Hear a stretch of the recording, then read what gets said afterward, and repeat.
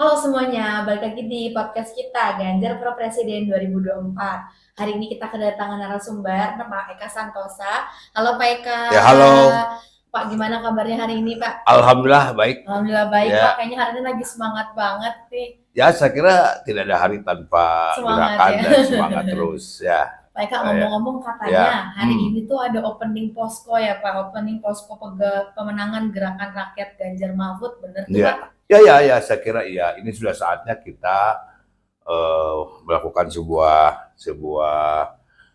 upaya begitu ya. Dan memang ini sudah ada aspirasi dan permintaan dari masyarakat di bawah terhadap saya khusus selaku relawan maupun sebagai penasehat tim pemenangan di Jawa Barat ya. Baik. Dan saya melihat cukup beralasan ya. Oke, apa tuh Pak yang melatar belakangi hari ini tuh Pak? Pertama kita tidak lepas dari fenomena ya, dan ini sudah 5 kali mau pilpres ya, terutama sejak reformasi ya. Betul. Dan dimulai tahun 2004 kan, 2004, 2009, 2014, 2019. Nah, tampaknya mau masuk ke 2024 ini agak ada yang aneh-aneh. Oh gitu. Udah mulai. Padahal apa tuh Pak yang aneh-anehnya tuh Pak? Ya aneh-aneh misalnya tentang istilah cawe-caweknya presiden, gitu kan? Aku pernah Ya, dengar tuh. yang terus ditindaklanjuti dengan ya masuk ke sebuah mekanisme, bahkan ada mekanisme hukum yang agak ditabrak-tabrak ya. Dan ini tetap belum clear kan di mata beberapa pihak, terutama di akademisi, di mata mahasiswa, di ya masyarakat pada umumnya soal MK. Nah, kemudian saya kira tidak hanya di situ. Nah, kita melihat ada beberapa gejala ya, tentang penekanan terhadap aparat misalnya, yang kemudian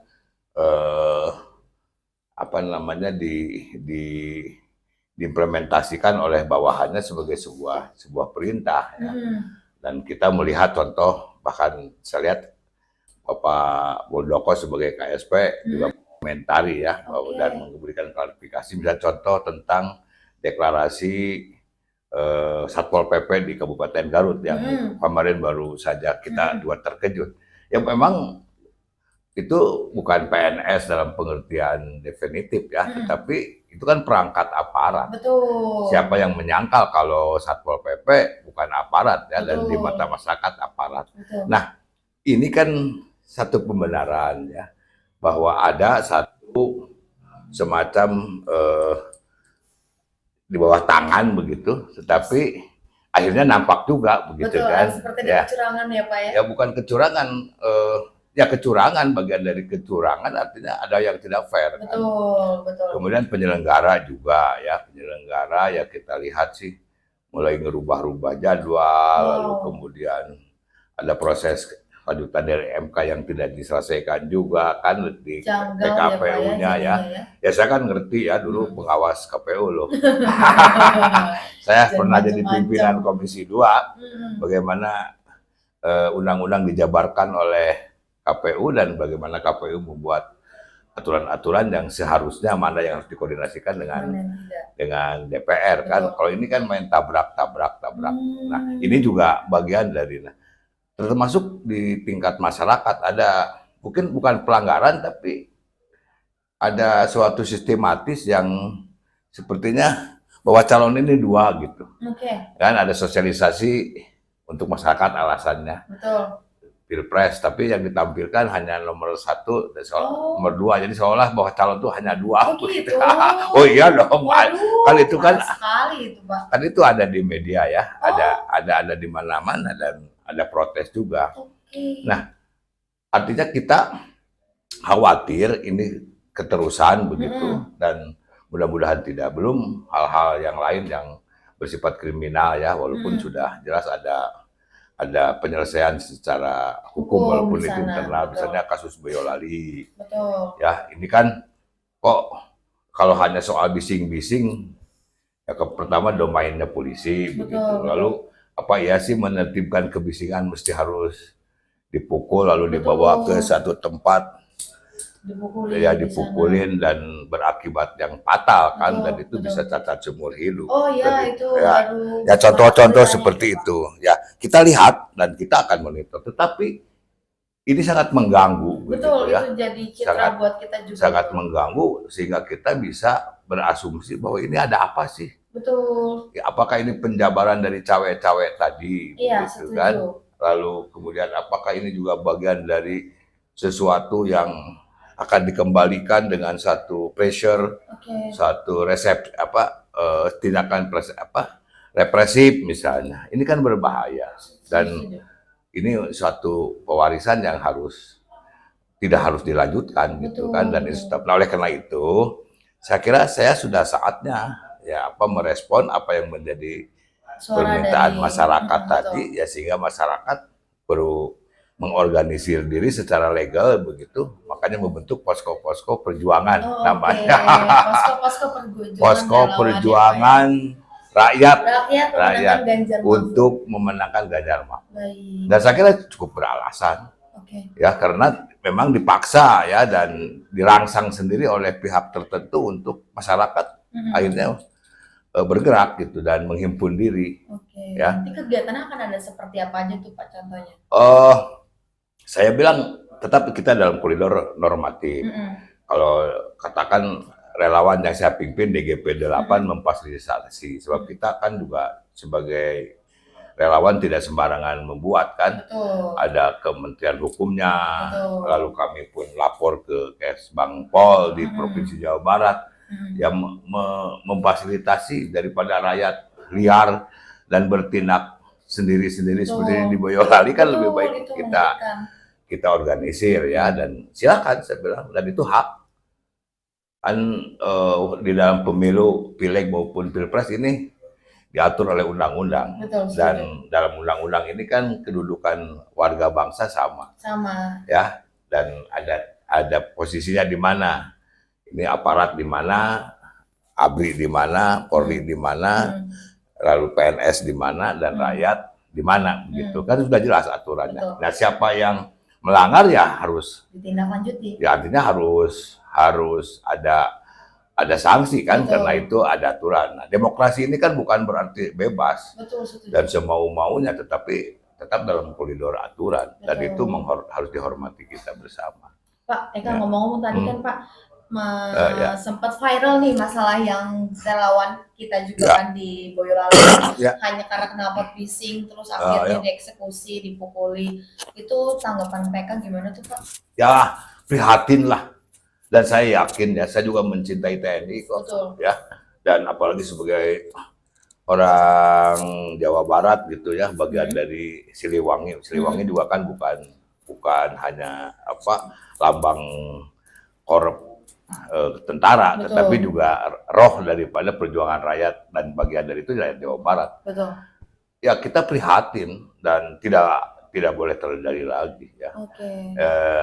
Ya untuk itu ya perlu ada satu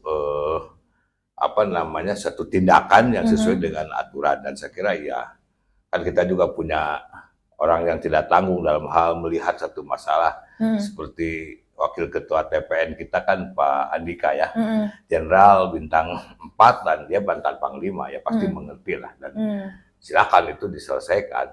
Kalau enggak pasti ini akan ada reaksi. Betul, pasti. Ya, nah tetapi yang kita juga tidak mau biarkan bahwa hal semacam itu tidak boleh terulang lagi, ya, hanya di Boyolali dan titik gitu. Nah inilah yang kita ingin waspadai. Ini kita waspadai. Makanya terbentuklah si posko ini.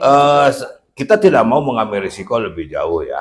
Artinya beginilah, umumnya kekacauan dan huru hara yang terjadi di stadion karena sebuah pertandingan umumnya ya, karena salah satu yang paling dominan itu kesalahan wasit, apakah tidak tegas, apalagi sudah memihak. Betul. Ya istilah kita mah dek-dek topi lah. Ya, memihak itu sumber itu. Udah pasti kacau itu. Nah, ditambah katakan penjaga yang seharusnya mengamankan situasi juga ikut bermain.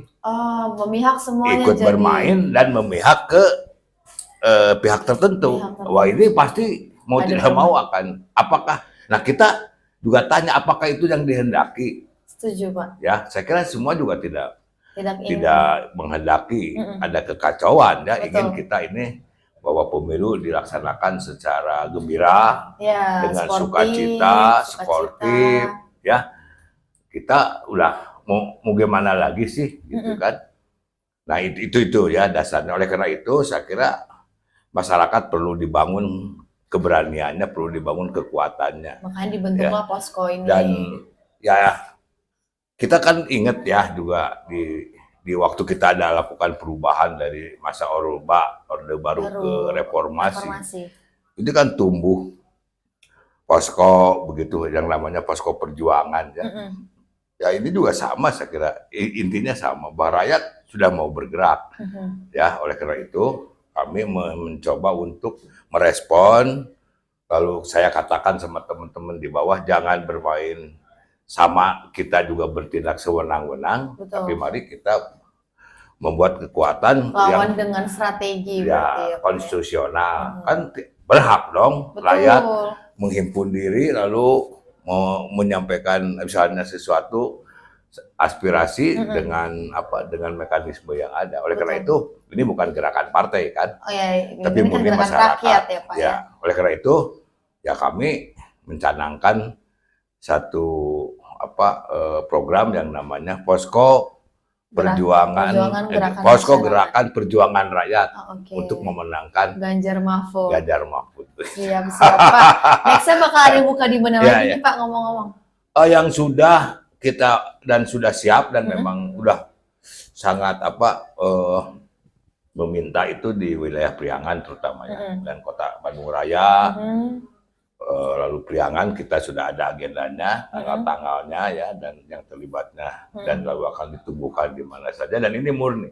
Sebenarnya nggak ada partai di situ, memang betul-betul masyarakat. Lalu memang untuk DGB 8 sendiri kita kan sudah punya ada kesepakatan khususnya dengan poros, istilah kita poros Jabar Banten Jakarta Banten ya.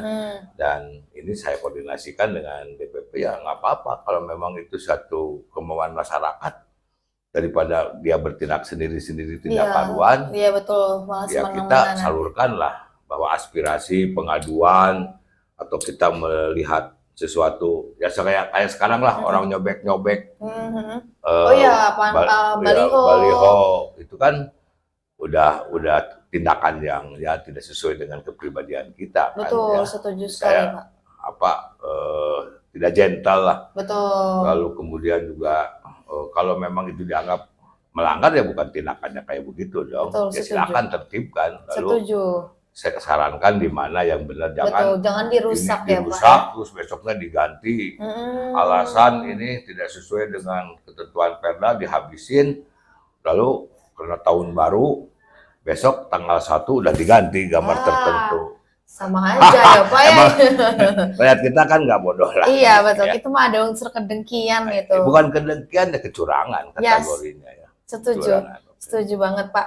Ngobrol-ngobrol masalah posko nih Pak, katanya juga sempat dengar ada kegiatannya ini mangrove ya Pak ya, penanaman mangrove bersama generasi Z ya Pak. Oh ya, kita kan sadar sekali ya bahwa generasi Z ini atau yang disebut milenial ya, itu di Jawa Barat khususnya kan itu sangat besar. Cukup besar, cukup banyak.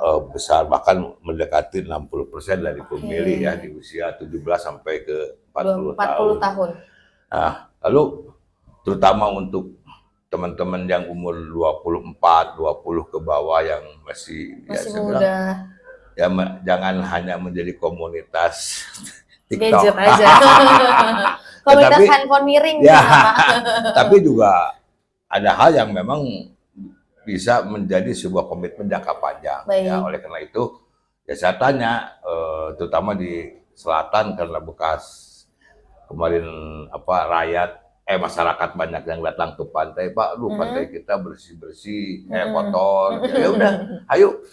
Kan saya senang ya, yang mintanya kan juga ada itu. Bersih-bersih pantai. Ayo, saya bilang milenial. Kita memulai dan saya mengajak memang supaya dari awal memperhatikan lingkungan secara baik.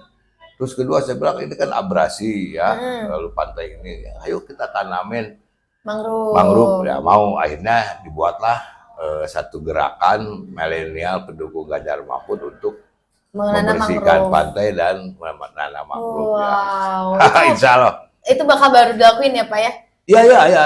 Panitianya sudah minta dan saya bilang ya kamu, saya juga sambil menguji kan keseriusan lalu kemandirian, betul nggak ini dia spontan dan kemauannya. Alhamdulillah, saya kira ada antusias dan saya percaya anak muda Indonesia ya lebih tanpa harus ada keraguan. Betul. Mereka semakin semangat. Lalu saya katakan, yang mau kamu ikuti siapa sih?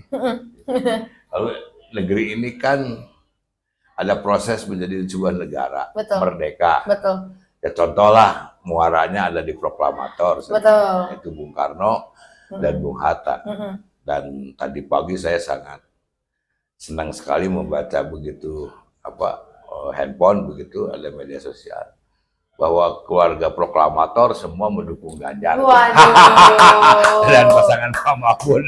Luar biasa. Luar biasa, ya, luar biasa. Jadi bukan hanya Ibu Mega dan keluarganya, keluarga Bung Karno, tapi juga keluarga Bung Hatta. Semuanya mendukung Pak Ganjar. Saya kira saya semakin pede ya, keyakinan bahwa apa yang menjadi pilihan kami dari awal ya, bahwa memilih pasangan ini atau mendukung Pak Ganjar dengan dukung Ganjar Prabowo Presiden ke-8 ini juga ternyata sama ya dengan satu tujuan. Dengan genetikanya proklamator.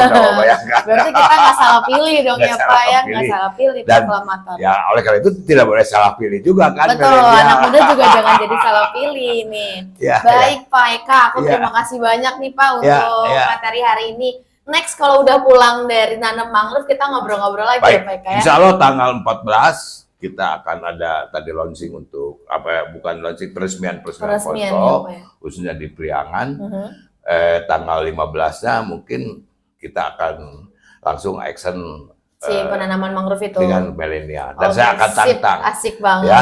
Jadi kita milenial ini harus yang terdepan. Betul. Dia menjadi pelopor untuk demokrasi, pelopor untuk pemilu yang fair, dan pelopor juga untuk memelihara budaya dan lingkungan. Betul. Ya. Setuju, karena kalau bukan kita siapa lagi ya Pak ya. Dan itu semua oleh kita dipelihara dan dijaga bukan untuk umur saya kan udah ya betul, Tuhan masih menganugerahi nyawa lah ya.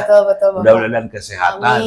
Amin. Tetapi ya justru untuk masa depan untuk anak cucu, untuk buyut-buyut kita yang terutama kaum milenial itu.